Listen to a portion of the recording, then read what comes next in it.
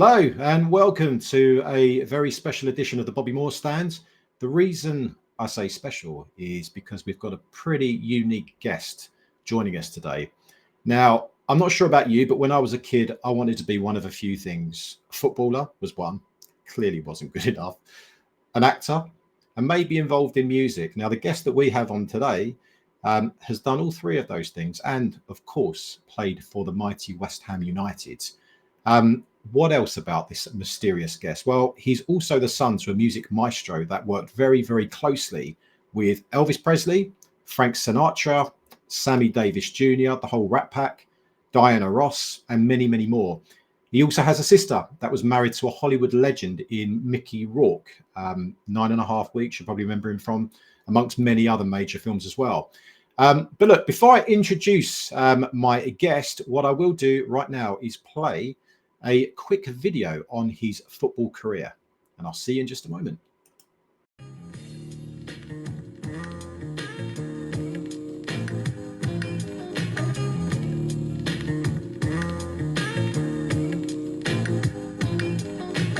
Back in the days when I was young, I'm not a kid anymore, but some days I sit and wish I was a kid again. Back in the days when I was young, I'm not a kid anymore, but some days I sit and wish I was a kid again.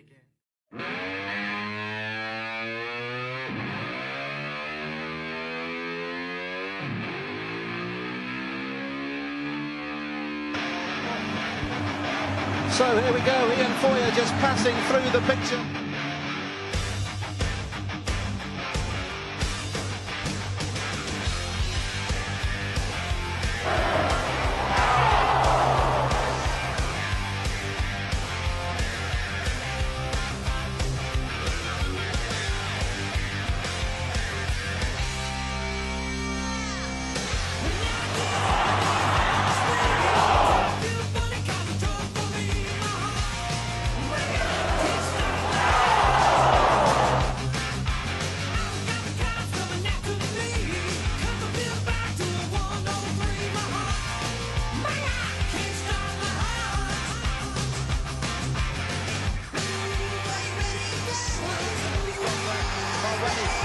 Sheringham in a good position, Sheringham lines one up, but Foyer spread himself superbly well, Ian Foyer. But look how Foyer spread himself, and it came off his chest, away for a corner. Sheringham denied, Foyer in great form.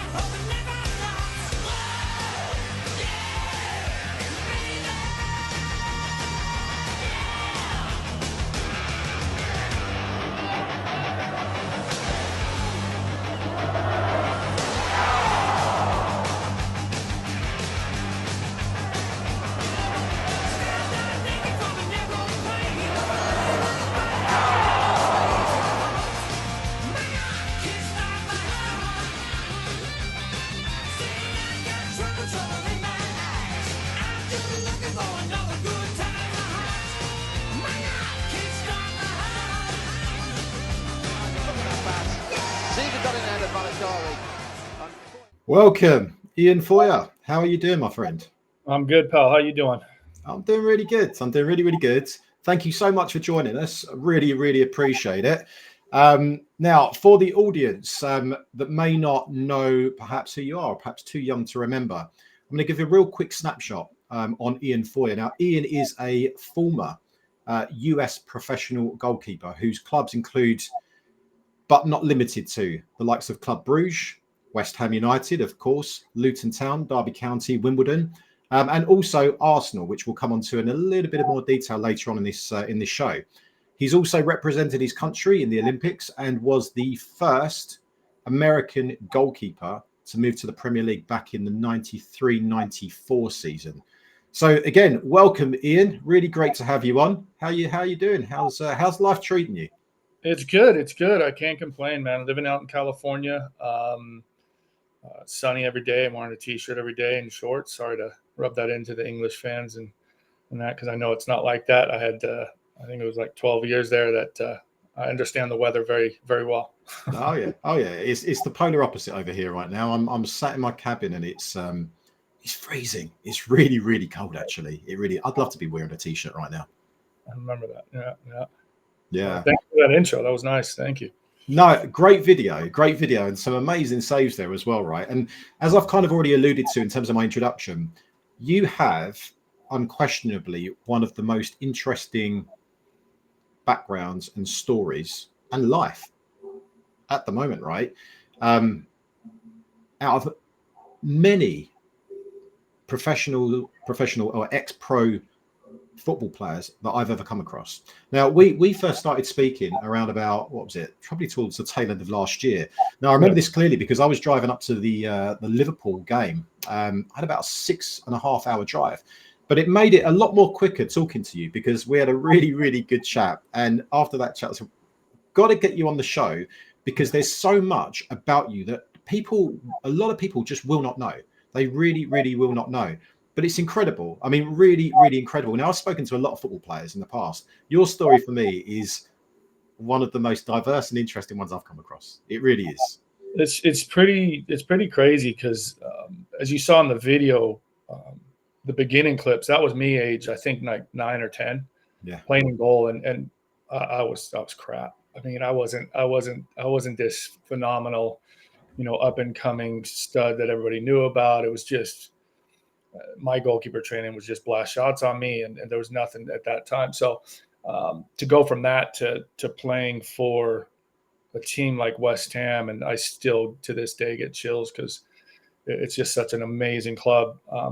I mean, it's a dream come true. And then, as we'll get into it, just some of the other things that I've done and how I did it. It's definitely a book or a movie in the process. So I'm looking into that side of things as well because it even kind of blows my mind sometimes when I look back and I'm like, wow, I actually did that. Because football is not an American sport. I mean, it's getting obviously bigger now, but when I went over there and especially Bruges, England was a little better at that time. But when I went over to Bruges in '86, they were like, "What are you doing here? Go home." Now we have a little bit more respect, especially in the goalkeeping department. Yeah. Well, look, we'll cover all of this and more, right? But let's go right back to the beginning. Okay, so born and bred in Las Vegas, so I understand. So tell me a bit about your childhood and how you grew up, your experiences as a kid. Obviously, as I've already pointed out, you've got parents that are in show business. Ultimately, your dad's music maestro. I've called him there. Played with some incredible, iconic names, the likes of Sinatra, Presley, and so on. Tell me a bit about when you grew up as a kid. I mean, so my dad's from New York. My mom's from Canada. They met in Las Vegas. Mom's a showgirl. Dad was a musician, keyboard, piano player. I was born in Vegas. And I think it was like 7 or 8 when a buddy of mine asked me if I wanted to play football. And I didn't know what it was. I mean, I had an idea of what it was, but I started playing at AYSO, which is our youth, kind of leagues here. And I started out as left back, and I was Bambi on ice. I was already tall, and I could, I was not a fat, I was coordinated, but I was not a great field player. So the coach put me in goal as they do. Yeah. The second I went in goal, I loved it because I'm a very aggressive style player. So I loved when people tried to kick me or, bump me or whatever. So I just started playing in goal and grew a love for it, immediately, and obviously, with my dad's side of the music and that, it was kind of an interesting upbringing, So tell me about your dad, because you and I spoke about this, as I mentioned, when I was in the car and I was driving up to Anfield. I was quite astounded by your experiences as a kid and what was kind of the norm for you, which is the complete opposite for me and for pretty much everyone else that's going to be watching this today, right? Tell me about your dad growing up, and I guess the kind of circles that he was mixing in, and ultimately what you were part of as a result of that by default. Yeah. So, I mean, for me, it was maybe age 4 or 5, I want to say it was. And my mom would say, "Do you want to go pick up dad from work?" I'm like, "Sure." And for me at 4 or 5, like once it hits, 10, 11 o'clock at night, you're getting tired, So anyways, my mom hops me in the car and we pull up to the hotel and we go through kind of the back entrance, through the kitchen and all that. And we end up at at the kind of the musicians' changing rooms, you know, where they get dressed and all that. And all I remember was getting tired, and I would fall asleep on the couch, but I'll be waiting for a certain song because I knew once that certain song played that we'd eventually be going home in 20, 30 minutes, because that was the final song. And, the song was Suspicious Minds.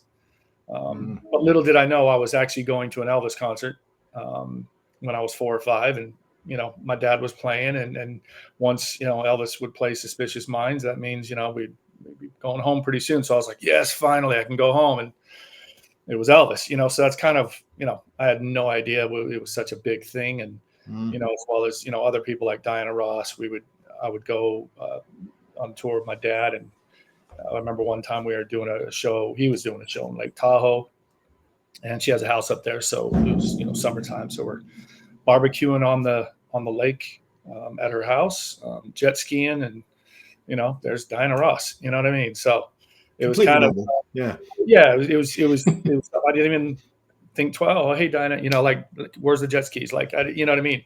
Yeah.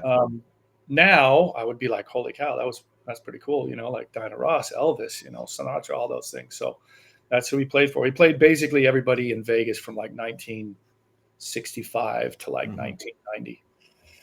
Wow. So, wow. Yeah. Yeah. So what were your memories of Sinatra? And I guess you would have been in and amongst those guys as well, right? When your dad was supporting them. Yeah, same. Just we would have dinner, or we'd have, I would meet him backstage or something. And it was just like, I just couldn't wait to get back home and ride my bike. Yeah. You know what I mean? I was so young. I mean, like I said, if I was older, I think I could have appreciated it more. So yeah, it's something he's done a lot of cool stuff. Yeah. As my mom, she was a showgirl and did all kinds of, opening for Sammy Davis and just all these different people. So it was kind of that's when Vegas, I think, was cool. I preferred that Vegas, the Rat Pack years. Yeah. Everybody kind of dressed to the nines, and there was a little bit more. I mean, when the Mafia ran it, it was the cleanest, most efficient Vegas we've ever had, because you're not gonna mess with the Mafia, Oh yeah. And then you've got your sister, who, again, I've already pointed out, was married to Mickey Rourke. Yeah. So your whole family seems to be steeped in kind of Hollywood, right? This is your normal upbringing. Did you ever think to yourself, that's what I want to do? I mean, it's funny because the moment I started playing football at age 8, that was it. I was done. I love football. My second love is music. It's right up there with football. Yeah. And the movies, I guess I never thought I was capable of doing it. It eventually came to me, but yeah, I don't know. I never thought about the movie side. The music, yeah, I was always a frustrated musician. I could play the air drums really well. Yeah, I grew up I was the youngest of 6, so I had all the music genres. My dad was Motown, jazz, all that. And then my brothers and sisters were like classic rock back in the day. I was younger, so I got into the, hip hop and grunge, the Seattle, scene, like Pearl Jam and, Stone, Alice in Chains and all that. So I have kind of just, my love for music is all across the board. There's nothing I don't like. Which, by the way, thank you for sending me those playlists, because I did listen to them. They're brilliant, absolutely brilliant. Those are all mixes I've done for buddies' birthday parties. Those are all live mixes, so they're kind of fun. And I can pretty much do any genre. I've done from country to EDM to drum and bass. I noticed it was incredibly diverse, and yeah, it was diverse. So whatever your mood is, yeah, you can find something. Oh yeah, no, definitely. So again, we'll come on to that moment, because I know you've got a number of strings to your bow, but I'm going to bring up a picture in a moment now, Ian, because this takes us back to your early career as a budding young footballer, someone that wanted to become a footballer. Now, there's a story behind this. I'm going to bring this picture up and I'll ask what this means to you. Now, for most people, they'll know this movie, right? Casino. It's got Al Pacino, Sharon Stone, Joe Pesci. I brought that up for a reason, because I know, right? You and I spoke about this before. We'll take that back down again. Now, why does this movie in particular resonate with you? Wow, that was crazy. You popped that up. So the person that got me into football, his name was Anthony Spilotro. And his uncle was Tony Spilotro. And if you look up Tony Spilotro, he's a famous mob boss from Chicago that kind of ran Vegas. And they basically made a Hollywood version of his life called Casino, about his life. And so basically the real mob boss, his sister, her son is the guy that got me into football. Wow. So yeah, I would spend the night there, have sleepovers, and I was always over there because they had better food at their place. They had like all the sweet cereal and all the junk food. And my mom was like a health food nut. So I would always be over there. And every once in a while I'd have a sleepover and I'd wake up, go have some breakfast, and there'd be like, two proper heavy guys, like in the Soprano type, characters, literally no joke, chopping garlic with a razor blade, really, like that type of stuff. And that was kind of her protection. So there would be once in a while, maybe there was a threat and he would hire protection for his sister. And then one day, I remember I was playing Nerf football in the front yard and the police kind of pulled up the driveway and they went and knocked on the door. And, my buddy's mom, the sister of the mob boss, opened the door and they said, I forget her first name, obviously it was Spilotro, but I forget her first name. Marie, sorry, it was Marie. And she said, yeah. And she goes, well, and the police officer said, well, can you come? You're going to have to come identify a body because we think your brother has been murdered. So wow. I was there literally in the front yard throwing dirt, and she just like collapsed to the floor. There was chaos. And then, turns out it was him. And I think he got pretty much like the movie, he got buried alive in the desert after they beat him up. So this movie in essence was based on obviously this individual. I mean, obviously it's a Hollywood, of course. It's not completely factual, but it's based off his life. Wow. Yeah. So that's what got me into football. Wow. And did your friend end up in football as well, or he played, no, not in any. I think he played like high school or something. I can't. Yeah. Wow. Interesting. Very interesting introduction into football there, right? So let's get into this. You want to be a football player, Ian. You decided that left back's not your game. Goalkeeper, that's where your position is, right? So how does your career then evolve for you to then end up eventually moving to Europe, right? So my understanding, and correct me if I'm wrong here, but you moved to Belgium back when you were around about 17 years of age. Is that correct? Even younger, I was about 16. 16, yeah. Wow, okay. Which is so young. I mean, that is so young to be traveling across the other side of the world to start a new career and essentially a new life. Again, I have kids. I'm like, how did my parents even let me? And we're great friends to this day. We've never had a fight. So it wasn't like I was this rebellious kid. They hated me. Get the hell out of the house as soon as possible. It was the opposite. So, basically, so my club team that I eventually started playing for in Las Vegas was my best buddy, Aaron Griffith.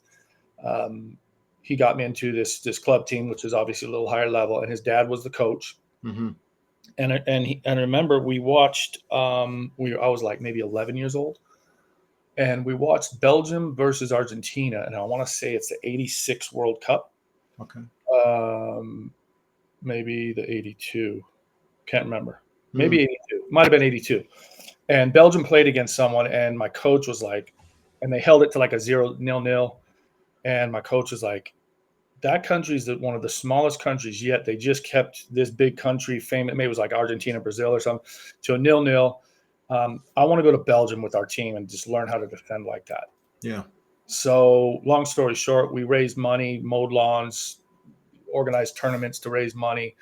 And we went to Belgium and we stayed with some host families.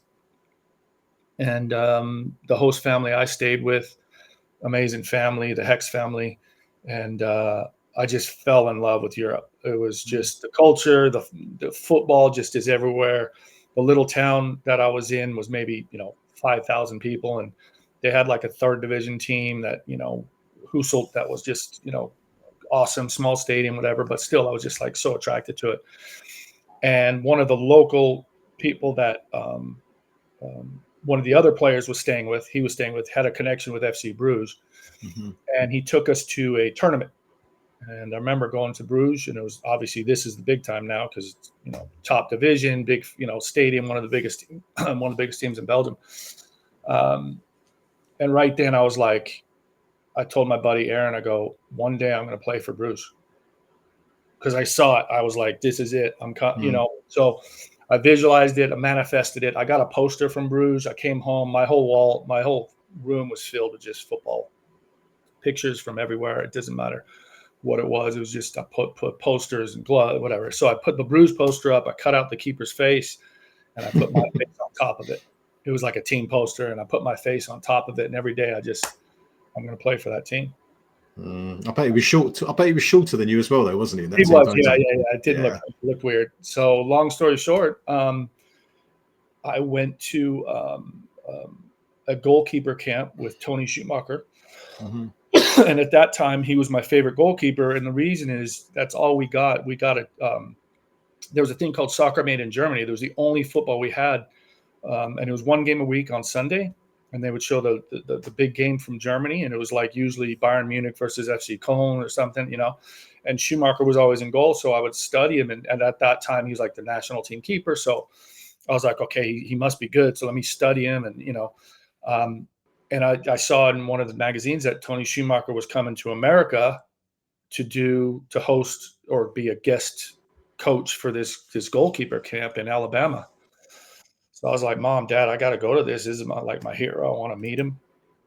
Go there. And it was like a week-long camp. And after about 3 days, Schumacher's sitting over, in the corner. He calls me over, and I'm like, oh, dear. He's like, what do you want to do with football? I go, I want to be a pro just like you. And, you've been my hero, whatever. He goes, well, I've been watching you. He says, you're good enough. He goes, but you should go now. He goes, the sooner you get over there, better. And I think back then when you went before you were 18 and you signed, you weren't considered a foreigner back then. So like if you go there now, it'll be easier to get in. If you go after 18, it's harder because then you take a foreign spot. So literally from Alabama, I call my parents and I go, hey guys, Tony just said I'm good enough, but I should go to Europe. And then from that point on, we called the host family, and they were like, my dad was like, hey, can he come stay with you for a little bit? And he's going to give it a go. And that's what I did. And so young again. I mean, I can't believe that. Yeah. You all on my own too. I didn't bring my parents. To the other side it was just me and a dream. So yeah, I got there and literally was just knocking on doors. And then the same person that took us to Bruges for that tournament called his buddy, who was Buddy's buddy, who was the reserve team coach of Bruges. And he said, what should I do? He says, and the reserve team coach says, look, take him to your local club, just try him out and give me the feedback from those coaches, like third division. Cool. So we did that. And those coaches were like, look, he's raw, but he's got something, and he's got the height. He's got, So he gave that info back to Bruges, and Bruges said, come on out for a trial. I had a 1 hour trial in the rain, and it was, just everybody was, who's this guy? And he's American, and they're like, what? That's unheard of, and I thought I did great, and I thought I did okay. And afterwards, they were like, all right, they're going to give you a 1 year deal. You're not going to play. We promise you that, because you're going to be keeper of the 16s. But we're going to see where you're at the end of the season. I was like, let's do it. Yeah. I was fine. I was totally fine. So you're at Club Brugge. You then moved on a loan spell, right? Whilst you're at Club Brugge still, and you went to Molenbeek. Is that correct? You spent 19 games with Molenbeek that season. And then I guess kind of just fast forwarding slightly, you had your spell in Europe. You then end up at West Ham. And that was in the 94-95 season. And I'm going to bring up another picture here because this one really brings back memories for me, right? And the reason why this brings back so many memories for me is because I had this poster on my wall, and I will never forget as a young kid at that time, I looked at that team photo and I saw you at the back there. And I was thinking, wow, this guy's big, because we all know Luna Nikolosko was a big goalkeeper. Now, just for the purpose of clarity, and so the audience understand this, you're 6'7" tall. So you can see you're towering over pretty much everyone at the back. Lee Chapman, Alvin Martin, Jerome Burra, Ludo, Summer Webster, Timmy Breaker. Yeah, and they really are, right? So you end up joining West Ham in the 94-95 season. Tell me how that comes out. So I left Europe. I got caught up. Do you remember the Bosman ruling? I do. Yeah, of course. Yeah, so here's the crazy thing. So again, another story I didn't even remember until just now. I'm at Molenbeek. I went on loan there. Played 19 games as a 17-year-old. I want to say 18-year-old, and did really well. Molenbeek wants to take me on board, buy me. Bruges says no. So I'm like, okay, I'll come back to Bruges and maybe push for a starting position, whatever. Nope, couldn't do it. They didn't even give me a contract. So the Bosman ruling basically. If they signed you, I think, again, before 18 or something, they owned your rights, period. So they had me not paying me, and I couldn't go anywhere. So I effed off back to the States to figure things out. I was out of contract, but they still own my rights. And the Los Angeles team, the pro league at that time, got their lawyers on it. And I think right then the Bosman ruling changed. So I was allowed to basically leave. Played for LA for one season. West Ham noticed me via I can't even remember. They asked me to come out for a trial, which was another interesting story. But and then that was it. I signed for West Ham. It was beautiful. And you mentioned the interesting story, so I'm not going to miss that. So interesting, what respects? So I fly out and. For trial, basically. And, 12-hour flight, whatever. I get to the airport, we land, I get there. And in my mind, I'm thinking, I'm going to get to the hotel, have a good night's sleep. Tomorrow we go to the trial. H picks me up, Redknapp. First time I ever met him. And he picks me up. I'm like, okay, well, this is serious. The head coach literally driving to the airport, picking me up. Massive traffic, 2.5-hour ride home. And we're getting there, and he's like, hey, let me just show you the training ground, Shadow Heath. I'm like, cool. I'm still thinking I'm just going to visit it, go back. I need some sleep. I'm exhausted. I got bags, just. And so we get there, and he's like, hey, get your stuff on. We'll just have a little run out. And this little run out turned into an hour and a half straight, just trying to kill me. And it was basically 3 shots from the middle, catch a cross from my right, throw it to the left, 3 shots from the middle, catch a cross from the left, throw it right. And I didn't know this at the time, but it was like Lampard, some of the younger guys coming through at that time, hitting them on me. And it's in this mud pit, I can't even, he's like, keep it, jump out, like trying to just really just rip into me like Sinatra.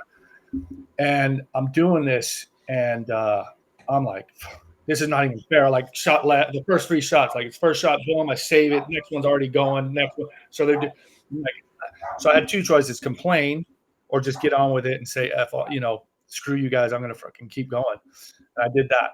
So long story short, I kept going. And every 5 minutes, H would be like, you want to stop? I'm like, nope. And it even got to the point where I was like, let's fucking go. Like, you know what I mean?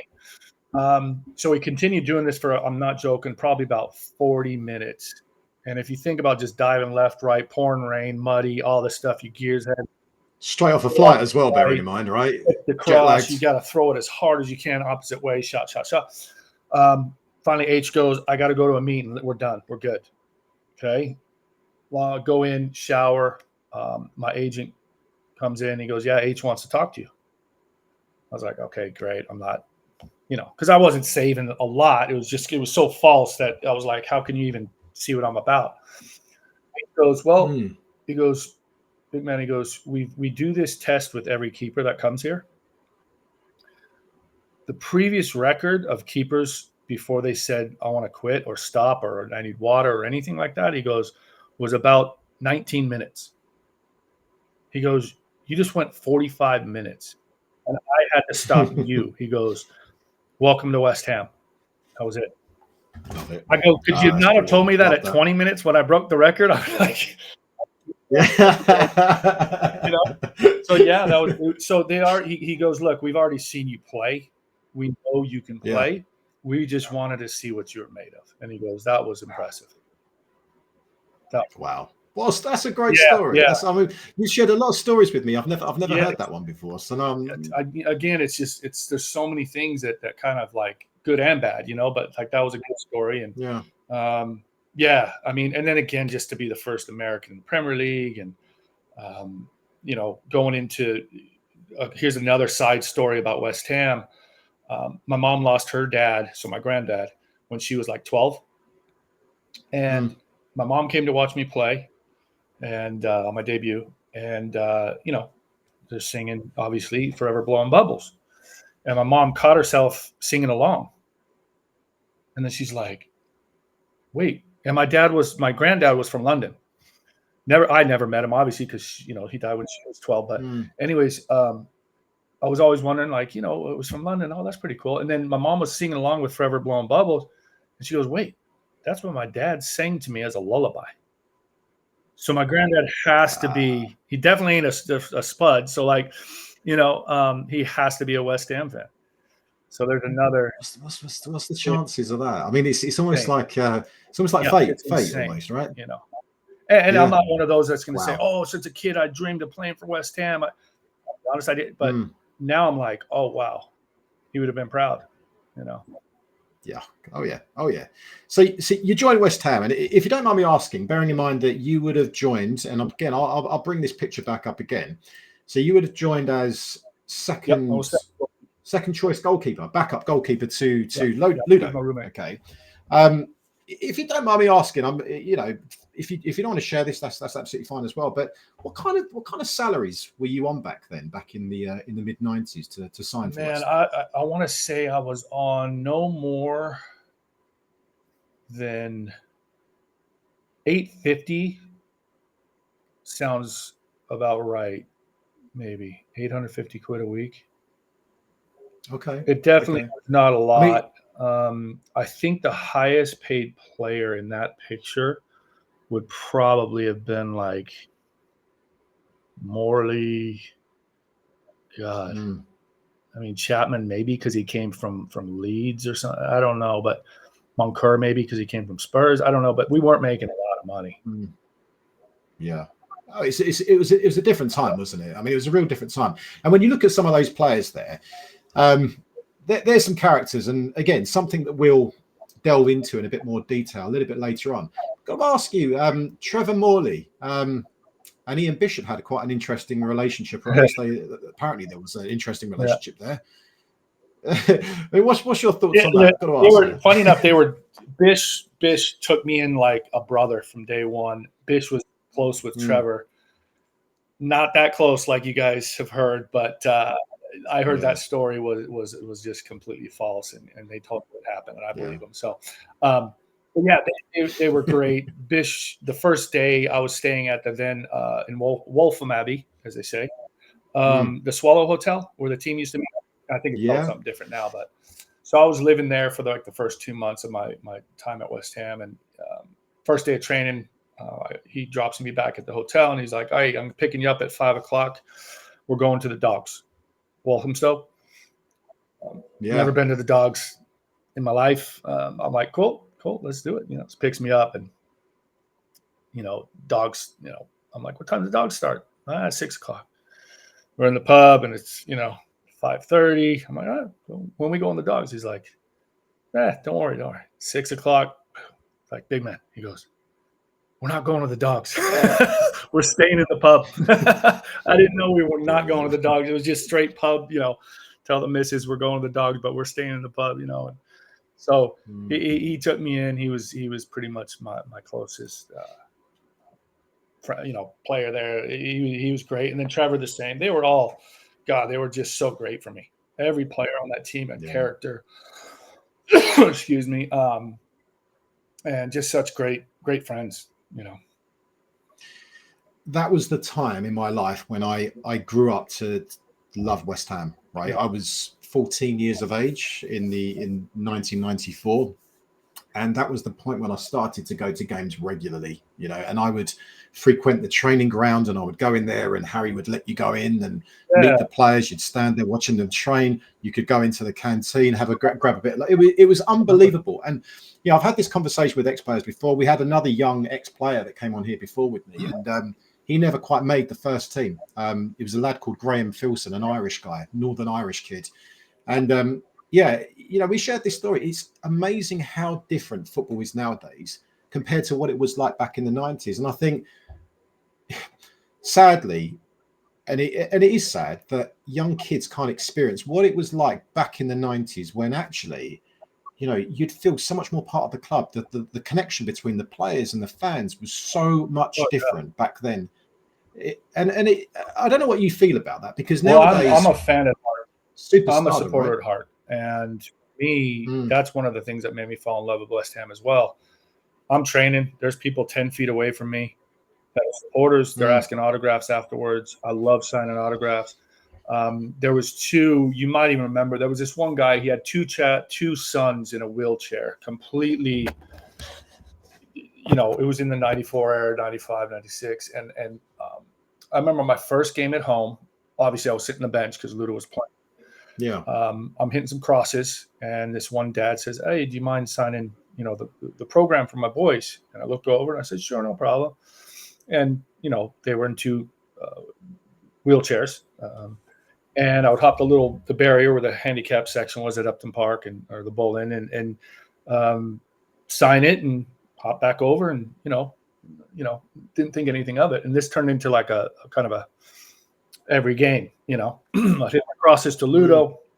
He'd go in, I'd hop the fence, sign, boom, I'd, whatever. And what's really nice is at that time, I'm sure a lot of people saw it, but, I wasn't starting and then fast forward to my debut at home versus Coventry, 5 years later. And the same thing. I go out to warm up and I see the two kids, and without even asking, I hop the fence. Not even fence, a little barrier to the kids. Hey, what's up? We're hugging. And I didn't even know, but I think the West Ham fans were waiting to see if I still did it now that I'm starting. Because the moment I did, all I heard was an applause, and the fans would start clapping and everything. And I thought, I don't know, DeCanio was walking on the pitch or something, you know what I mean? And I turned around, they're all applauding me. At least the close-knit city, and it was just a nice gesture because they noticed that I did it back in the day, and then I'm doing it again. And I think they're like, oh, okay, he's solid. He's not gone big time, or he's not, so when I did that, it was a nice, gesture as well from the fans that they noticed that, what I mean? But that's one of the things I love. And I think the soul from football, it's kind of going, it's so, this is what we had back in the day, and the players fought for the badge, I mean, the passion that we had. A player would mess with another player, and 2 minutes later, you got Razor Ruddock 2 foot in someone. Yeah, yeah. I mean that was going towards your second spell at West Ham, right? So again, going back to your initial spell at West Ham. So you were understudy to Ludo, and I remember you were on the bench for pretty much every game, right, that season. But you couldn't get into the team because, well, look, you've got Ludo in front of you, right? And he's a legend. He's an icon at West Ham.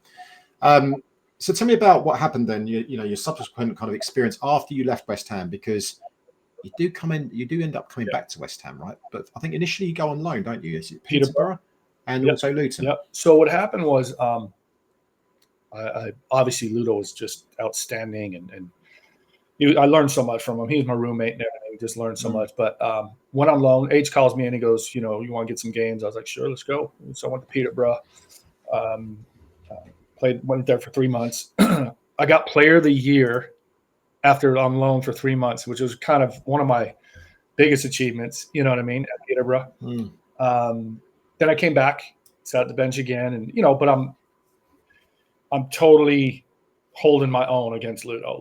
You know what I mean? Not to sound arrogant, but it was just, you're not going to change him. I get that. And at no point did I even ask, because it's Ludo. If he started playing bad, I might have knocked on his door. And then what happened? Oh yeah, we go to Australia for our end of season tour. I remember that. I actually remember that. Yeah, I do. Ludo stayed behind. I played every game. Played really well. So much so that Redknapp, when I came back, said to me, he goes, look, he goes, well done in Australia. You played really well. I'm still trying to find those games. It'd be great to get them. I really want you pushing Ludo this year. I really want to see if I can get you some time. You've done great. You've been a great ambassador, a good role model, everything. And I walk out to training and collide with a player, break my hand. So I'm out for like maybe 3 months. When I come back, Redknapp puts me on loan to get some games again, and it happened at Luton Town. So I go to Luton Town, the championship. Excuse me, talking so much in my throat. And I kind of fell in love with playing.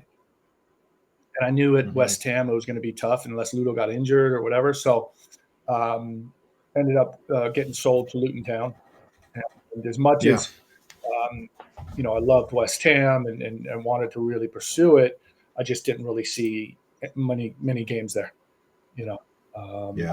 Any other keeper, man. I mean, if you ask any of those players on that poster, if I would have played, I don't think they would have been nervous. I think because I showed myself in training every day, and I totally feel I could have played, but like I said, he's iconic. He's a legend.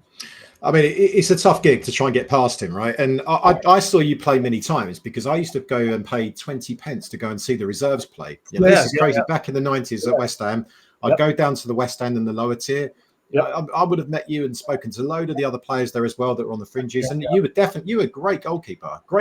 And I think, as you say, if Ludo wasn't in front of you, I'm convinced that you would have got more game time. I think you had, by all accounts, you had all the attributes to be a really, really, really top level goalkeeper at West Ham at that particular time. But, I think unfortunate for you, you had, Ludo, who's, as we said, he's an icon at West Ham. The songs about him and everything else. He is. So I think if you would have been at West Ham at any other period of your life and your career, you would have got in. I've got no doubts about that at all, because you then subsequently went to Luton. I think you played well over 100 games to them, got Player of the Year and everything else. And one of their best players from recollection. Yeah, thank you. No, I appreciate it. And like I said, I'm not trying to be arrogant, but I know my abilities, and I could, pretty honest with myself, and I can be very hard on myself. But man, without him in front of me, I probably have 150 games for West Ham, and which would have been great. But again, it's no complaints. But for me to put that shirt on and play one game. And I remember walking out just getting goosebumps to, they're singing Forever Blowing Bubbles. And I remember my debut was away at Derby. And, man, that feeling after we won was ridiculous. I even ran across the whole pitch to the West Ham fans and just went nuts in front of them. And it was just like this relief of, you know what, I did it. Well, let's talk about this, right? So here's a picture of you making your debut for West Ham. So this was against Derby County.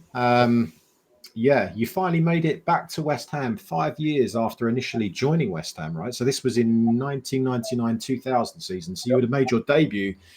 It was in April, wasn't it? In April of that year. Yep.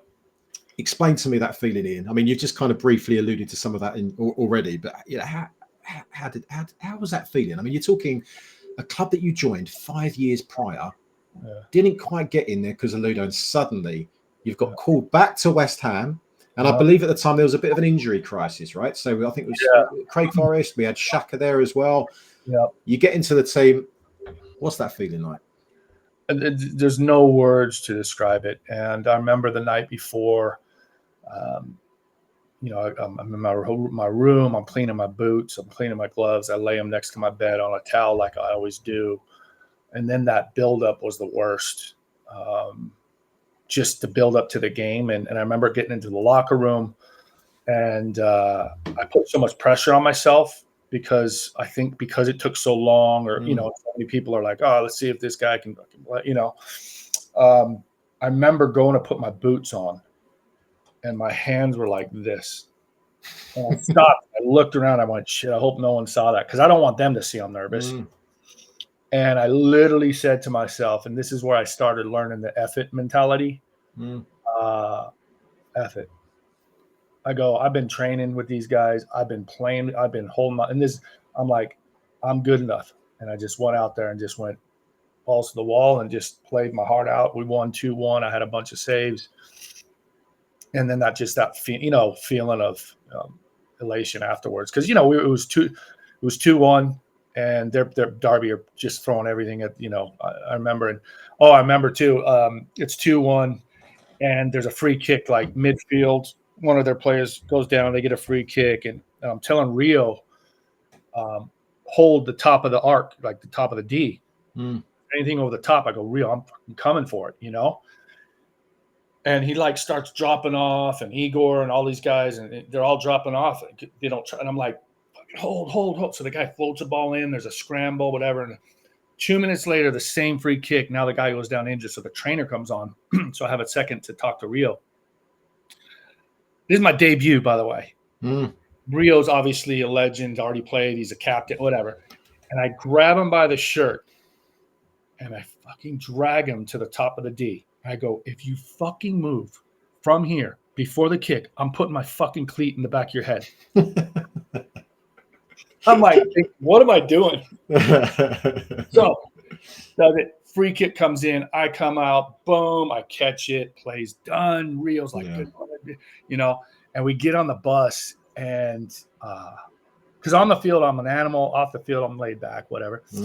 I'm thinking, shit, is he going to, rip me now? Because he's a veteran. And even though I was like, we were same age, whatever, but he had played already a bunch of games. He gets on the bus. He's like, big man, brilliant, whatever, and the way he speaks. And he was so happy that actually, I took initiative. And I'm like, look, if you do this, I'll do this. I can come for this. But if you're dropping, if the free kick's from the halfway line and you're already on the penalty spot, by the time it gets there, I have 15 players inside the 6. It's making it tougher. Yeah. You hold here, I promise you, I'm coming for it. Yeah. Brilliant. Well, look, I think ultimately that's what a goalkeeper needs to do, is command their area, right? And command and instruct the defense. So I think you've definitely done the right thing. And as a result of that, as you said, you earn his respect. You're not just going to sit there and be quiet. That's not in your nature to do that. Yeah. So you made 3 appearances that season, right? Yes. And a bunch on the bench. Yeah. Yeah. Okay. All right. Yeah. So your career, I know you didn't play many times for West Ham, but that season in which you did make those 3 appearances after your debut with Derby County, you played with some incredible players, because that season in particular, we're talking the likes of Di Canio, Trevor Sinclair. The list is endless. Joe Cole, Michael Carrick. I think Jermaine Defoe was probably breaking through around that time. Yeah. So many amazing players. And I think that season we finished, I think it must have been 5th. I'm sure it would have been 5th that season, right? Yeah, and we made it to the Intertoto the following season from recollection, right? Yeah. So I remember that, probably one of the best seasons that I've ever enjoyed in terms of football in my life. It definitely was. You would have been there for Di Canio's prime moment that he's renowned for at West Ham. There's a lot of things he's renowned for in terms of his whole career at West Ham, but the goal that he scored against Wimbledon. Now, I know you weren't playing that day, but you've got quite an interesting story about that goal, haven't you? The Ian Foyer goal, right? Yeah. If you want to call it that. No, it's a joke. So again, a little sarcasm there. Basically, the week before we played Wimbledon, every time he had an opportunity to hit that shot, he would. It would be a small-sided game. Cross comes in, he could easily run onto it, head it. He slows down, he times it, he does this thing. Shooting on goal, crossing. He would ask me after training. He would be like, Ian, get in goal. And I think Frank would hit some crosses to him, or the assistant coach. And he would do the same thing. And I'm not joking. Didn't come close to making a single shot. We're playing a small-sided. Cross comes in. Funny enough, I think from Trev. And he does this, and he hits it over the back net. And H looks at me and goes, what is he on? What is he doing right now? And no one could ever figure this guy out. And I remember I'm sitting there on the bench, and it was, to my left. So here, boom. And I remember Trev gets the ball. And to be fair, Trev should get a little credit for the cross in, because that was just a dime. And he does it, and I'm not joking. I just see DiCanio's body movement, and I just, in my mind, I went, he's going to fucking do it. And he goes up, and it was like slow motion, and he does it, boom, and it goes in. And the worst part is so I was in goal every day. He would ask me to go in goal every day, and he celebrates, and then when they cut to the replay, he actually runs straight to me and jumps in my arms. Yeah. Oh, wow. And I wish I had a picture, a video. I don't even know, like, because he knew, like, I would spend another 30 minutes every day in training just standing there while he does this and misses for every. I don't think he scored one. That's incredible. That's it, isn't it? It really is. I mean, a big player for the big moments, and to score a goal like that. I mean, I mean, for me, it's probably it's still the best goal I've ever seen. It is. So I have the to best goal I've ever seen as a fan. Because I take some credit for that goal.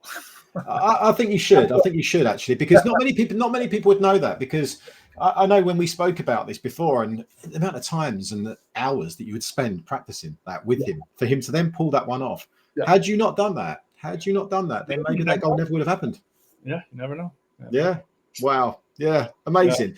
So Paolo Di Canio, got to talk about him. But West Ham ledge, right? I mean, complete legend at West Ham. What's your thoughts on him? Or what's he like as a player, character? What was he like to play with? He was one of the.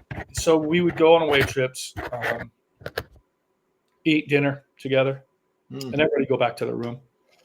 And he would just sit there sometimes and finish, because he's very Italian, and so he's like very pasta with little olive oil, and he's slow and very healthy and all that. And he'd have his little cappuccino or coffee, and I'll just sit there and just ask him questions, stories, and you know what I mean? Because he was so fascinating to me and such just an unbelievable player. Yeah. I just wanted to know more about him, and I knew one of the common things I don't think maybe he doesn't know. I never told him this, but I'm a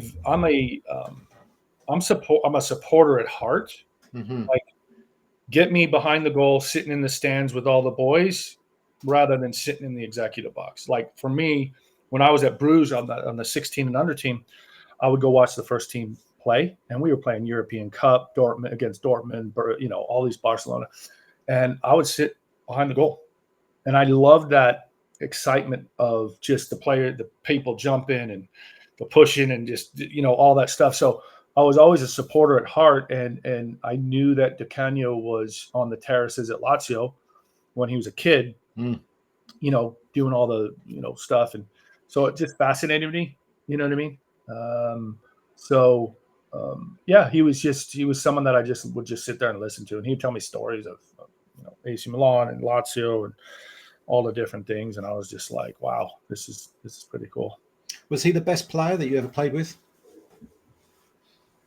I mean, the short spell at Arsenal, there were some players on that too, but I mean, like on a consistent level, he was something special. He did stuff in training that I wish you had a video of every training session, because he would do stuff you just go, wow. Yeah. So at West Ham specifically, so let's put Arsenal to one side, because again, I did say we'll touch upon that briefly a little bit later. Di Canio being one of the best players you played with, who are the standout players that you played with during both spells at West Ham? Obviously during the 94-95 season, and also when you came back in 99-2000. Again, like I said, you played with some great players, massive, amazing squads. Who are the players that really stood out to you in terms of ability? Okay, we'll put characters to one side, because I want to talk about some of those stories that we've spoken about before. But in terms of ability, who are the real standout players? I mean, obviously Ludo's there. He was incredible. Just so consistent. God, just did what he had to do, make saves. That game against Manchester United, unbelievable with Blackburn. Bishop, Moncur, Dixie, God, just a soldier, So, he's like the Roy Keane of West Ham, you know what I mean? So he held the team together and held you accountable. But then off the field was just the nicest guy as well. Second spell, gosh, you can name the whole squad, Rio, Stimac, Di Canio, Lampard, all those guys, just so much talent. And if what squad that was though, Ian, because you had. If you hold that together, it's what Manchester United did. Yeah. Oh yeah. Similar. Like if we could have held it, I think Rio was one of the first to go to Leeds for like 80 million, and that just set the standard. And we just slowly sold everybody. I'm like, man, if you just invested a little bit more in those guys, I know those players loved West Ham. Yeah. They didn't want to go, but once the dollar signs come in, but if you matched it, and that's what they did at Man U. They put everybody on 5-6 year deals on great money. Yeah. Rio Ferdinand. I mean, again, amazing centre back. You played with him. One of the best players you played with. One of the best defenders you played with. I mean, again, just look at his career. He was, a little bit more raw back then. He was raw. And him and me off the field were buddies as well. We would always go hang out and that. So he was one of the guys that took me under his wing in my second spell and even in my first spell. So just nothing but good memories. And again, just straight honor. I got my shirt hung up and framed up in my room, and I see it, and I just still kind of pinch myself that I played for such an amazing club. And I try to tell people here, like, it's one of the biggest clubs in England. Oh yeah. And to have the support that we have after, I hate to say this, being shit on a year after, like certain things that go on, and you kind of go, guys, when are you going to figure this out? Yeah. These supporters need a reward. Yeah. You know what I mean? And I'm waiting for that. Still gutted. We got rid of the Boleyn. I see pictures of that now, and I just try to explain to people what that was like. Yeah. And how intimidating that place was. And Olympic Stadium, it's pretty, it's big, it's whatever, but there's nothing like that picture behind me. And if we could have just built on that, I don't know what else we need. Well, I mean, I get really emotional about the Boleyn and Upton Park, because for me that just holds so many memories as a kid growing up, going there with my family, my granddad who passed away. I say this quite frequently, but even when I go to the London Stadium, I hate the London Stadium, just to be really clear about this. It's not a football stadium. It's not. It's not built for football. It's not built for football. And I think when you look at what the owners promised the West Ham fans, they didn't deliver. Okay, they said, look, you'll know as well as anyone, right? West Ham fans, all we expect is to be entertained. We expect players to go out there, have their heart on their sleeve and try their hardest, give everything. We don't have to be winning trophies, right? We don't have to be doing. We want to go out there. We want to be entertained, right? That's really what it's all. That's the West Ham way ultimately, right? Just go out there, be entertained with some, honest, hard-working players.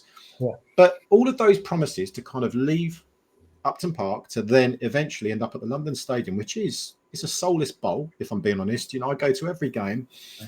It's gut-wrenching. It's absolutely gut-wrenching. It's something I don't think I'll ever get over, but it's something that we have to accept as fans. Now, that is our club, and that's the way football's moved forward. Yeah. But do you think, and I don't know how much you follow West Ham, but do you think it was essential that we needed to leave the bowling ground? No. Here's why. I think we had a stadium that was a fortress. I think we had okay, so if your goal is to move to the Olympic Stadium so you can make more money, generate more players, where's that gone? Yeah. Because we're not competing with the highest paid players. We're not competing with the highest paid teams. We should be, because we have just as many supporters. So for me, it was a quick switch. It was a bait and switch, because they saw something in it for themselves maybe.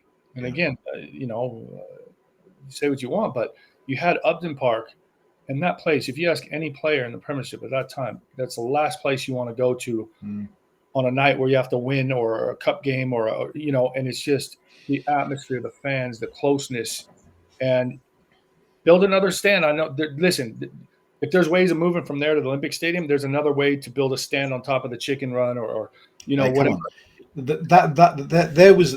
I don't even want to say rumours, okay, but there was a lot of noise to say that we actually could have done that. The club completely denied that, okay? They essentially denied it. It could have happened. We could have done that. And actually, I think, okay, so from a pure revenue perspective, of course, financially, it makes more of a sound business model to move to London Stadium. You look at what we pay for it in rent.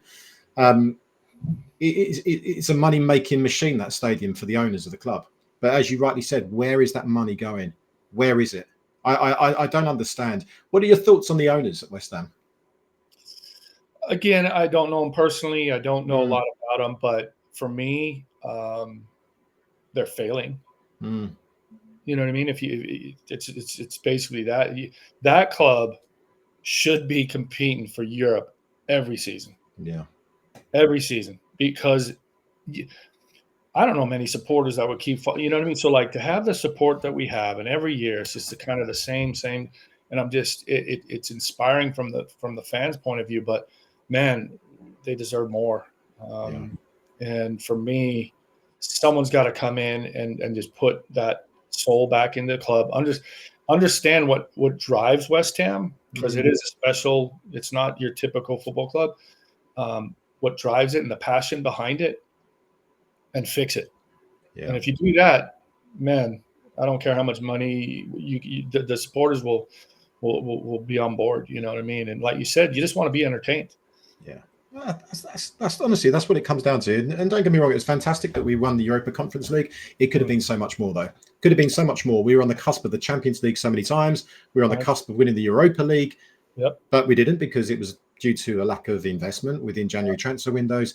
There's been occasions, and I don't know what it is, but West Ham always seem to get to a certain point and they stop.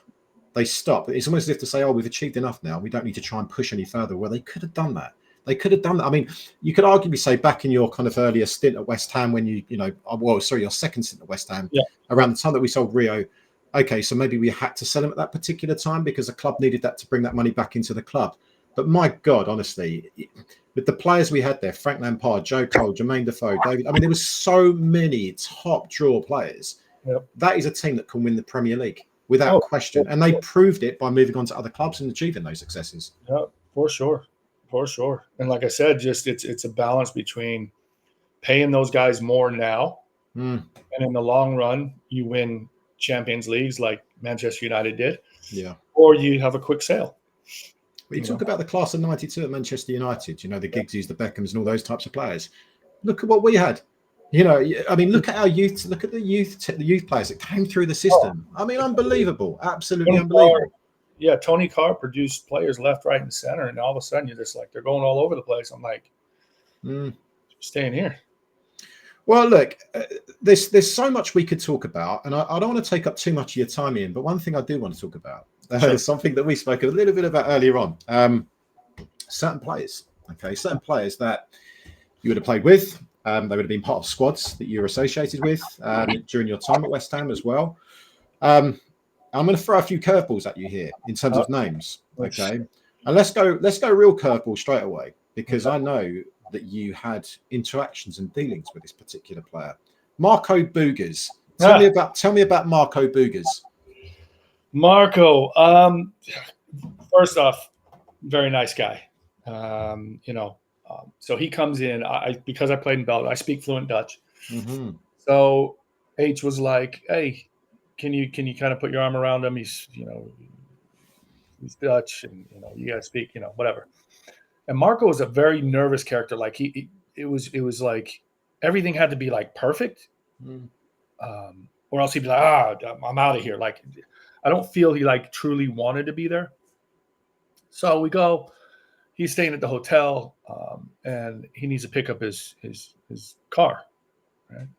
His rental car that West Ham promised him. So we go to the rental place, and we get there, and he's like, they pull the car up, and he's like, "Oh no, I can't drive this," And it was like an okay car, like mid-size, whatever.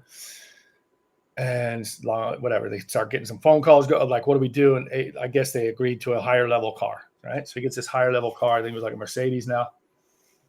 And he's just bitching the whole time. And I'm like, I just want to get back to the hotel and just eat dinner, whatever. And I'm like, Marco, we're good? Yeah, we're good. He gets in the car after about an hour and a half of just effing and blinding these people. He can't get in. Gets in the car, pulls right, and he forgot he's on the wrong side of the road, smashes straight into another car. I'm sitting there just going, now I have to sit here for another 2 hours and figure this crap out. Help him, because he doesn't speak English yet. And he was just an interesting character. Interesting. Could he play? Could he play football? He was decent. Yeah, he could play. He could play. I see what the club, I just don't think he wanted to be there. So he almost self-sabotaged like, you know what I mean? But man, he did some things in training. You kind of went, oh, okay, I see a glimpse of what he can do. It's funny because when you hear stories about Marco Bugas, everyone associates him as being one of the worst players that we've ever signed. Because at the time when we signed him, I think it was maybe for over £1 million or just around about that mark, which was a lot of money back then. And I saw him in reserve games. I saw him score goals in the reserve games. I thought he's actually not half bad. But something wasn't right there. And what do you know about the whole stories of him leaving West Ham and caravans and all this stuff? Right? I mean, how much of that is from your understanding true? It's pretty true. I don't know where he went, but I remember he went missing. I don't know if he was in a caravan or a 5-star hotel. I don't know, but I remember there was days he didn't show up for training. Wow. Well, he's iconic for that very reason, and also for snapping Gary Neville in half as well on his. I think it was on his second appearance as a sub at Old Trafford as well. So he'll always be remembered for West Ham, but for probably completely the wrong reasons, but he'll definitely be remembered. Love to get him on here actually, but he doesn't want to come on here. I've asked him, he doesn't want to come on, but that's his choice. John Moncur, another character. Obviously, you would have played with him through both stints because he was still at West Ham, wasn't he? 95 and also back in 1999-2000. We've heard a lot of stories about Monks. Tell me something we don't know about John Moncur. Can I tell the golf story? Yeah, definitely. You can tell whatever story you want to tell. Monks loved to be naked, if that's first off, the funniest man I've ever met in my life, most genuine man I've ever met in my life. Just what a great guy. Anyways, we're playing golf. It's Hartz and myself, Monks, and his dad. And Monks tees off, hits it off to the right. I think he's in a bunker, and his dad tees off. He's off to the left, and all of a sudden, I look over, and people by this time it's about the 10th hole, and people have noticed that there's some West Ham players playing golf, so they're all talking. And Monks is in the bunker, and he just has a habit of whipping his pants down, and he pulls his pants down and looks down, and he's like, looks over his dad 40 yards away, yells across. He's like, "Dad, what's that?" Looks down, he's like, "What is that?" And he's like, "That's shit." He's just like hammering his dad and for his, and it's just like, I'm on the ground, just rolling hearts, we're all just dying. And that he was just the nicest, greatest human being. The stuff he did was just mind blowing. Just always for a laugh, but yet on the pitch gave everything. Technically amazing, like just that guy, you would have him in your team every time. Just such a great player.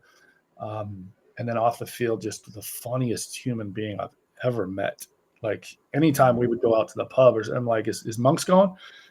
He's going, yeah, okay, cool, let's go. You know what I mean? It was just a laugh a minute, didn't care. I think he liked when I would go out too, because he knew I would have his back, and anybody touched him, I would smash him into, as would Dixie and all the other guys. So, but anyways, yeah, he was a great guy, just amazing. Nothing about that guy. Yeah, I think the amount of stories I've heard about John Moncur, the naked stories in particular. I mean, it's very strange. It's a weird thing. He just loved, boom, jump on a table and just start, and I'm just, you go, buddy. Someone told me, I don't know if it was you, it might have been another player, told me about how he was driving naked as well before. Like he was actually pulled up in a car naked. I've heard so many bizarre stories. But I would not be shocked. I wouldn't be shocked. And one day he came out. We were doing our daily jog around the pitch at Chadwell Heath, and everybody's like, "Where's Monks?"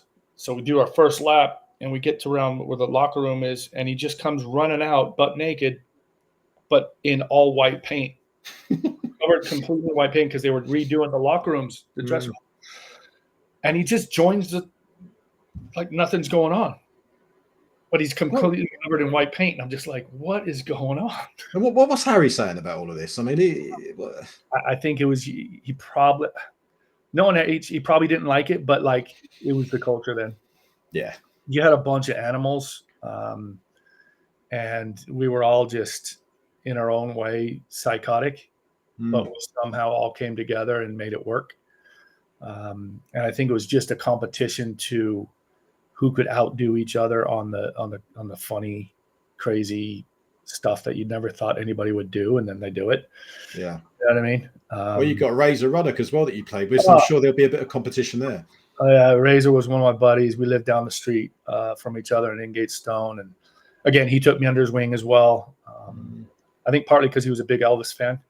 Okay. So he knew but no, Razor was brilliant. Yeah, he was the top man. Yeah. Any interesting stories from Ruddock? Ruddock was more like, for me, he was almost like Sinatra. He was just this character that everybody knew and respected, and he was almost like the Godfather character. Like he was kind of chill, but like you knew he was a good guy. Yeah. Although I know Di Canio had issues with his training though, right? Because he wasn't one that really liked to get involved in training too much. He'd turn up at the weekend, but other than that, he'd try and avoid it as much as he could do, right? Yeah. He was. I think again, I apologize if I'm wrong, but I think he was more towards the end of his career when he was with us. Yeah. So, but yeah, he was brilliant. Yeah. So West Ham, let's kind of put that to a stop for just a moment. Yep. You went to Arsenal. Let's talk about your time at Arsenal, because this is an interesting one, right? I'm not a big fan of Arsenal. Of course I'm not. I love West Ham. I love West Ham only. And I'm glad you didn't join Arsenal on a full-term contract. Yep. Tell me about your experience there, because it's really actually, again, unique. So I finished playing with Wimbledon. So Wimbledon for a season. I was out of contract. They were going through financial stuff. They were moving to, I think, Milton Keynes or something. Yeah. Financial issues. They couldn't keep me on board. So I became a free agent. I'm going on trials at different places like Wolves and different places. And out of the blue, I get a call from my agent. He's like, hey, Arsene Wenger wants to have a look at you. And they said, look, it's going to be for 1 day. That's it. 1 day. And then they'll decide, I'm like, he's like, do you want to do it? I go, I mean, of course, it's Invincibles. You know what I mean? Of course. So I drive up, new training ground, whatever it's called. I don't know. And walk in and got the early, of course, and just kind of easing the nerves and go out to training. And after training, Arsene Wenger comes up to me and goes, can you come back tomorrow? I was like, Arsene, I go, I can come back as much as you need me to come back. But, this is the Invincibles Arsenal. So I'm like, sure. So 1 day turned into 3, 4, 5 weeks. I'm playing about 3-4 reserve games. And I remember I played against, it could have been Chelsea or someone, maybe Watford or something. After the game, they interview Pat Rice. And Pat Rice says, they're like, oh, what's up with the American Ian Foyer? You're looking at him. What's the latest? And he's like, oh, he's come in. He's done brilliant. And in quotes, I have it in the Daily Mail. He's like, tomorrow we're going to offer Ian a 1-year deal. So I wake up the next day. My agent calls me. He's like, Ian, he goes, dude, go get the Daily Mail. He says, they're going to offer you a 1-year deal. So I'm like kind of, freaking out a little bit. I'm like, wow, okay. And no joke, a few 3, 4, 5 hours later, it completely done. And what it was is I had a previous agent who, when a few bigger teams started getting interest in me, I had an agent that I left a year prior because I found out some things that were going a little bit dodgy. Calls me up before the trial at Arsenal, and he says, look, he goes, why don't you come back to us? We'll sort you out. I said, look, I can't be with people that I don't trust. And I know you took money from me. And his final words were, if you don't, I'll make sure you never play in England again. And I just gave him 2 fingers, and I was just like, because I'm stubborn like that. And that was it. So fast forward to, 3-4 months later, the trial at Arsenal was kind of, not that it was secret, but it was just I didn't tell anybody. No one knew about it. And so when I started playing reserve games, I started getting word out. And then when that newspaper article came, he kicked it into gear and just, because he had about 4 or 5 of the top players at Arsenal at that time. So he had a little bit of pull, and he's like, yeah, don't say, And I found out later, I asked like, hey, what happened? Because, it seemed like I was going to sign. They're like, yeah, they kind of talked. They said some stuff. So that's when I came home. And that was the season where Arsenal were the Invincibles as well. Yeah. You could have been part of that squad. I know. What's nice though, again, and again, this, take it as you want. I held my own. That was to this day. I held my own. I had the respect of the players. I had the respect. For them to even like Pat Rice, very famous coach. You have an Arsene Wenger and all these. So it just felt good inside. It felt crappy that it didn't happen, but it felt good inside that I know in my heart I could have held my own there. Yeah, I don't doubt it. I don't doubt it for a minute. But look, for pure selfish reasons, as a West Ham fan, I'm glad you didn't join Arsenal. Yeah. So congratulations on that note. But look, let's stop it there in terms of your football career, because there's a whole lot more going in your life, and I've given people a bit of a snapshot about this just before, when we started this show. Currently, you are director of football at LA Galaxy for goalkeeping, aren't you? Right? You've been part of the coaching setup 2 times round, I believe. You were coaching earlier on. I was there from 2007, the Beckham eras. We won 3 championships, and then I came back. I was there 2007, 2014. Then I came back. I was working with the national team in between and some other clubs. Then I came back as director of goalkeeping, so kind of running the show from top to bottom. We have a 12-year-olds all the way up to the pro team. So what's that like? LA Galaxy is well known in the UK, and I think, if I'm being honest with you, quite possibly because Beckham went there initially, that kind of really raised its profile. There's no question about that. What he did for the league was insane. Yeah, no doubt. If we played in New York, we had to announce if he was playing or not. If he was playing, they would change stadium to a football stadium. So he would have like 60,000 people there. If he wasn't playing and we go to New York, there'd be like 15, 20. Wow. Okay. Yeah. You can see the pull that he has. Oh, it's like Messi. Yeah. Good guy. Someone that you got on quite well with. Amazing guy. I know the hatred he had, especially from West Ham after the World Cup, against Argentina. But just amazing guy, down to earth, funny, takes the piss.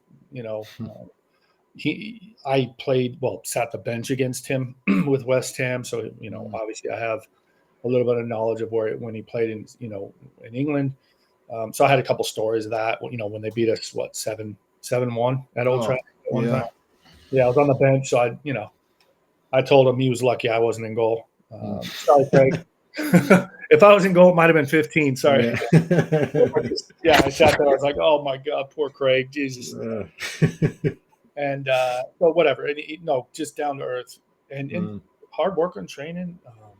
He had his showbiz stuff off the pitch. Because he was working that angle as well. But he was on the pitch. He worked hard, trained hard, had held people accountable.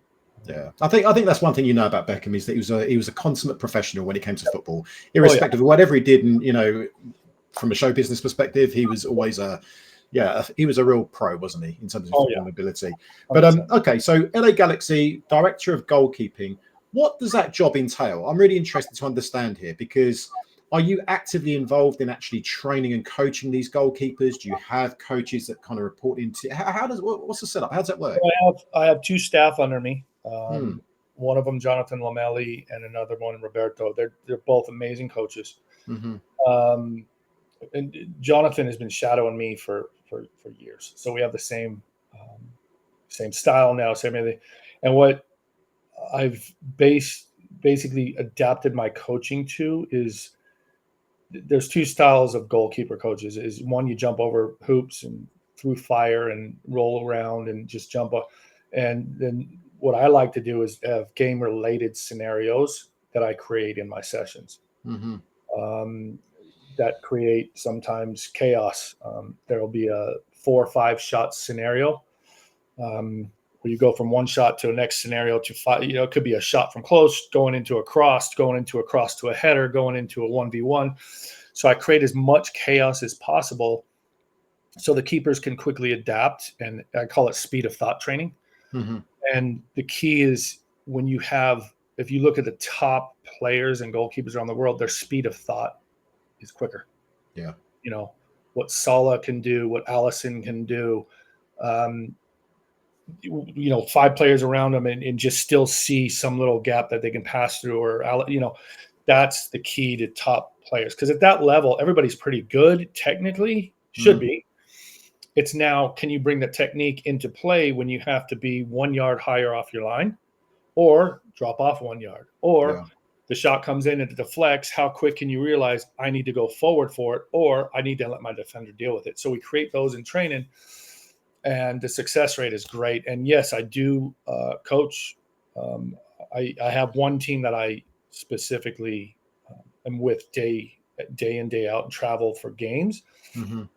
But I work with every goalkeeper from 12 all the way up, and it's pretty cool to bring those experiences that I've had of, listen, sometimes it's a good one, and you've saved a penalty kick in the last minute, that's great, but it's also, you also had a shocker, and how do you deal with that, and how do you deal with the supporters, and how, so to bring that back to those kids is great, and that's something that I have a big passion for. And the success rate's been just outstanding. I mean, we have national team goalkeepers almost in every level, youth levels, and it's pretty fun. It's pretty cool. Well, I can imagine, and with the experience that you have, I mean, it'd be invaluable to share that, with these youngsters coming through. I mean, it really would be. You've played in multiple different leagues across Europe. You played in the US. You played for your national team. I can imagine it'd be invaluable to those guys for sure. I'm sure you're a huge asset to LA Galaxy, hence the reason why you're director of football over there. But your other ventures that you're involved in as well, which I never would have thought too much about, because I had no idea until we spoke about this, is that you are also in Hollywood movies, is probably the best way to put this right now. I'm going to put this picture up right now. Just bear with me for a second. Some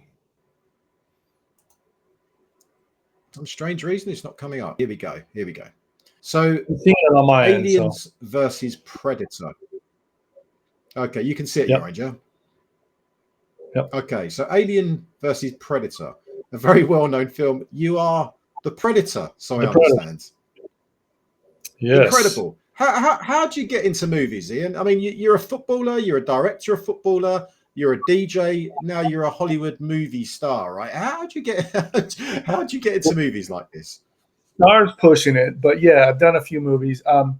Basically, the Predator. It started with the Predator. I was coaching through my academy in for goalkeeping, a goalkeeper, and he was like 12 years old. And I came to watch a game one time and just see how he was doing in his games. And this one dad comes up to me and says, "Hey, Ian, great job with Jordan." Jordan was the keeper. Great job. He's improving. Great job. Right? Cool. Thank you, Mike. His name was Mike. And about a year later, Mike calls me, gets my number from the coach or something, and he's like, "Hey, Ian, how would you like to play the Predator in the next Alien vs. Predator movie?" I'm literally like, "Mike, who the hell are you? Like, what do you do?" So he was like, "Look, I'm the producer." He was pretty much high up at the company, and he said, "Look, we're doing a movie. We need a very tall, athletic, person that can get in the suit and roll around." I was like, "Sure, let's try it." So we tried it. And they did a quick little video of me in the suit, and they're like, "Hey, you want to do it?" I'm like, "Let's go." And it's kind of been the story of my life where I don't overthink things. I just kind of, if I want to do it, I'll do it. I'll try it at least. Yeah. And it's the same. Going to Europe at 16, I could have overthought it to the point where I didn't go. And this, I could have overthought and went like, "Well, I've never done it. What should I do?" And Mike would have been like, "Cool, no problem. I get it." They would have got another tall guy. So I go and do it, and I did it really well. And it led to, another movie and another movie. So, and then here we've got one of your more recent movies. So this was called Werewolves, right? And this was released on This just 6th came of out. December. Okay, so just a few months old, right? I've seen the film, Ian. I messaged you a couple of months ago, I think, and I told you I watched the movie. Very good. Okay. Do you know? You know what? So It's a fun movie. yeah. So this movie reminded me a little bit of and it's not just because Frank Grillo is in this, who I know is one of the Right. one of the main actors in this, but reminded me a little bit of The Purge. Yep. In the sense that everyone's on kind of this lockdown scenario. Yeah. They're shutting down their houses. It's The Purge with werewolves. So if you like The Purge, you like this movie. What's cool about this one is I actually got into doing the stunts on it. Oh, wow. Okay.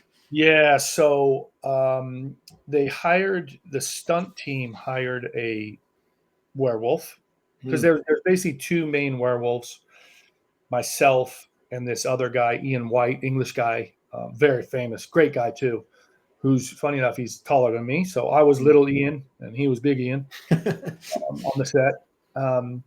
And what happened was that the stunt people hired a guy and he was a little small. And the director's like, so he comes out to do his first stunt. And the director's like, He goes, no. He wanted just these massive, because basically in the movie, I'm looking through the neck. So the face is up here. I'm looking through the neck. So you can imagine that I'm probably like 8 foot tall by the time I put all this stuff on. Yeah. Shoulders. And so like I'm hearing this conversation. The director's kind of going after the stunt guy for what would you hire this guy for? Yeah, and this was the night after we did a 6 p.m. till the sunrise 6 a.m. shoot, and I did every scene from 6 a.m. I was just exhausted. It looks like you're pretty hot in that suit as well. You look. You see my foot. There's blood. Like it's hot as hell. It's humid. We shot it in Puerto Rico. Mm-hmm. Oh wow. Okay. So I hear this, and the stunt guy, he's like, shit, what do I do? And I walked over and I was like, what do we got to do? He looked at me, he goes, you want to do it? And I was like, let's do it. So I did all the stunts, flying over cars, getting hit by cars, jumping off a 4-story building. I'm like, part of me is going, what the hell am I doing? And then part of me, when it was done, it was kind of like, that was kind of cool, Yeah. I mean, I'm intrigued to understand, right? What's next on the horizon for you, Ian? Because I know you're a DJ, as we've discussed as well. What else is on the bucket list here? Because it seems to me as if you're ticking you're filling a lot of those buckets, aren't you? God. Okay, so DJ wise, it's pushing it. I mix music, and I play parties in local. I mean, I haven't got like a Vegas residency yet. Okay. That would be on the bucket list. I would love to do it. And again, I know I can do it. Well, I've heard it, right? So I'm pretty sure you could as well. And there's no doubt about it. I'm going to listen to some of that stuff in the car because it's great. Yeah. It's really, really good. And for any of the viewers out there, as we discussed already, it's such a diverse range. I mean, the 80s playlist, loved it. It was great.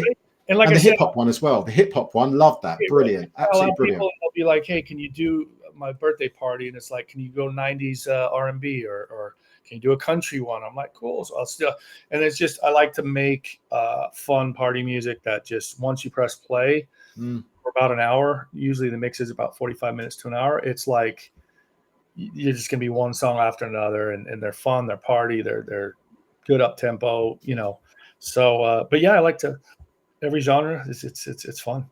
Well, I will share your links on this video as well, so you'll see this in the description, because I think it's definitely advisable for the listeners to, and it's something for everyone on there, definitely, absolutely something for everyone on there. So I'm going to share that. Any other movies that you've got planned? Anything else in the pipeline for you? Yeah, so the werewolf movie went really well. I ended up getting a lot of praise from the producers and the director and all those, because there was moments where you have to do scenes that are very uncomfortable, like you're restricted. I got hit by a car, like all these different things. So, I think I'm going to try and pursue a little bit of that because there's a niche for very tall, even without a suit, I could play, they were saying you should play like a villain, like, Russian mob. I don't know. I got the broken face and, I got that look. So, I'll pursue that.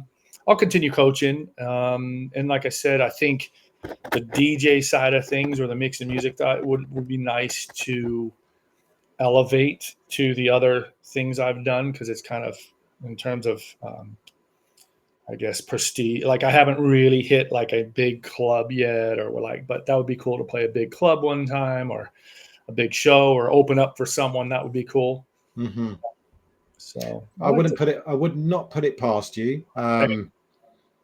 It's been a real pleasure speaking with you. Thank you so much for your time. As I said, I think you've got such a unique story, and you've had a unique life, and you continue to have a unique life. And I'm going to certainly, keep one eye on your new ventures that you've got ahead. Hopefully, you're going to come back to West Ham at some time and experience the London Stadium. I got a son that plays goalkeeper as well. Very good. I would love for him to see. It's a shame Bolin now is like a apartment building now, which was. It's still sad to see that. I saw a picture the other day and almost cried. But it'd be nice because my kids haven't seen where I played. So you'll have to let me know when you do. You'd be welcome back at West Ham with open arms for sure. Any thoughts? Anything you want to share with them? Anything at all? Just to thank them. I didn't play a lot of games. I sat the bench for probably 5,000 games under Ludo. But they were always amazing. And I just want to thank them because I know what they go through, because I'm a fan at heart, a supporter at heart. So I know the frustrations and that, but you keep coming out, and that's just a testament to how loyal you are and how much you love the club. And lastly, just to put that kid on with the badge and then walk out at Upton Park and the fans are singing Forever Blowing Bubbles, and to then go on and win. And there's nothing that I could say in words that could even, I never thought as a kid I would ever, my goal was to play one game professionally.